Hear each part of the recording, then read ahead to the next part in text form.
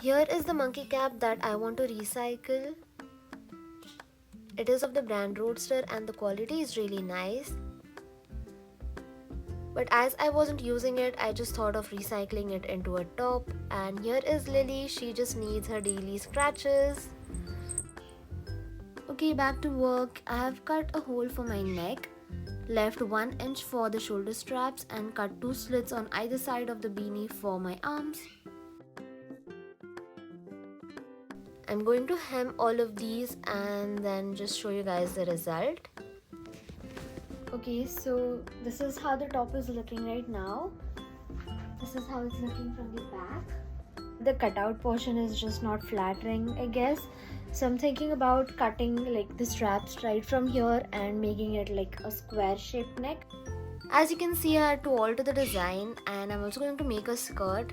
So follow for the next part.